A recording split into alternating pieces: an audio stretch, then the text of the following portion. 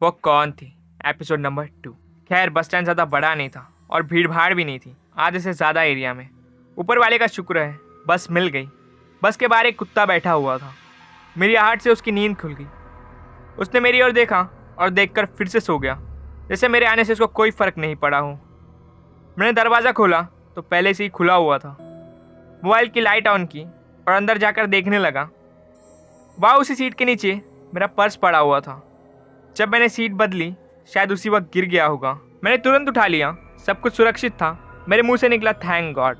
और मैंने मनी मन उन बस वालों को भी शुक्रिया अदा किया क्योंकि उन्होंने बस साफ़ नहीं की थी। मैं वहाँ से निकलने वाला था, फिर पता नहीं क्यों मुझे ख्याल आया एक बार उस सीट को निहार लिया जाए। मैंने उस सीट पर लाइट मारी तो मुझे वहाँ कुछ पड़ा हुआ नज़र आया। मैंने पास जाकर देखा तो मुझे एक रुमाल नज़र आया। मैंने तुरंत उठा लिया। उसमें से एक अलग सी खुशबू आ रही थी। उस वक्त मैं खुद को किसी कहानी का जासूस समझ रहा था जिसके हाथ कोई बड़ा सबूत लग गया हो। बस से बाहर निकल कर आया, वो कुत्ता जिसको अब तक मुझसे कोई मतलब नहीं था अब मुझ पे भौंकने लगा और बार बार भौंक रहा था। मैंने सोचा अजीब कुत्ता है, जब रोकना था तब तो रोका नहीं और अब ऐसे भौंक रहा है जैसे मैंने इसकी प्रॉपर्टी मांग ली हो। वो भौंकते भौंकते मुझे मेन गेट तक छोड़ने आया। खैर वहाँ से निकल कर मैं होटल रूम में आ गया और रूम में ही खाना ऑर्डर कर दिया। यात्रा की थकान थी इसलिए मैं गहरी नींद में सो गया। रात के वक्त मुझे नींद में महसूस हुआ कोई मेरे कमरे में आया और आकर चला गया। गहरी नींद में था, मुझे लगा शायद कोई सपना देखा होगा, पर सुबह उठ कर देखा मैं तो होटल रूम में था, तो कोई कैसे अंदर आ सकता है? हो सकता है मेरा भ्रम हो। थकान भरी नींद में कभी कभी ऐसा हो जाता है। खैर मैंने ज़्यादा ध्यान नहीं दिया। नहा धोकर तैयार हुआ तो रात वाले रुमाल का ख्याल आया। रात में टेबल पर ही तो रखा था। यहाँ वहाँ कपड़ों में, तकियों में, नीचे सब जगह खोजा पर वो कहीं नहीं मिला। मैं परेशान हो गया। मेरे पहले ही प्यार की पहली निशानी कहीं खो गई थी। मुझे खुद पर गुस्सा आ रहा था, जो एक रुमाल तक नहीं संभाल कर रख सका वो प्यार क्या खाक करेगा।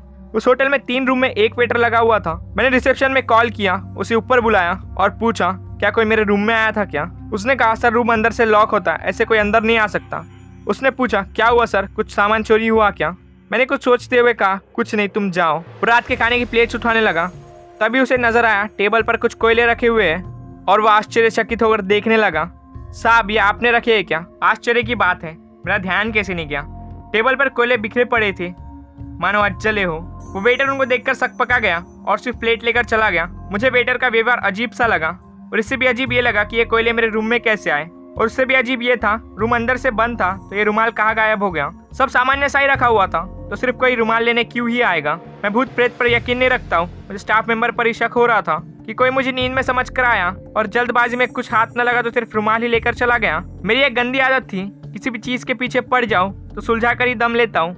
होटल के रेस्टोरेंट में गया तो वेटर मुझे अजीब सी नज़रों से देखने लगा। मैंने उसको इशारे से बुलाया, वो आया और बोला क्या हुआ साहब? मैंने पूछा तू कोयले उठाकर क्यों नहीं ले गया?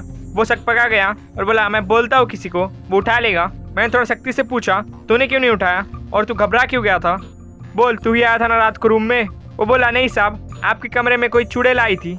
हो सकता है उसका कोई सामान आप अपने साथ ले आए हो जिसको वो लेने आई हो। आपकी किस्मत अच्छी है साहब, आपको उसने कोई नुकसान नहीं पहुंचाया। मुझे उसकी बात सुनकर गुस्सा आ गया। एक तो चोरी ऊपर से सीना चोरी। मैंने पूछा तुझे कैसे पता कि रात को मेरे कमरे में चुड़ैल आई थी? तो वो आंखें गोल करके बोला यह बच्चा बच्चा जानता है साहब, चुड़ैल जहाँ जाती है वह अपनी निशानी छोड़ जाती है। वो जले हुए कोयले उसकी निशानी है। आपके रूम से क्या गया है? मैंने उसकी बात का कोई जवाब नहीं दिया। मैंने उससे पूछा गैलरी में सीसीटीवी कैमरे लगे हैं ना, मुझे उसकी फुटेज दिखा वरना मैं तेरे मैनेजर से तेरी शिकायत कर दूंगा। ये सुनकर वो घबरा गया और इस बात के लिए वो राजी हो गया। साहब मेरी शिकायत मत करना वरना मेरी नौकरी चली जाएगी। वो मुझे सीसीटीवी के मॉनिटर रूम में ले गया। वहाँ मौजूद आदमी ने मुझे सीसीटीवी फुटेज दिखाई, जिसे देखकर मेरा मुंह खुला का खुला रह गया।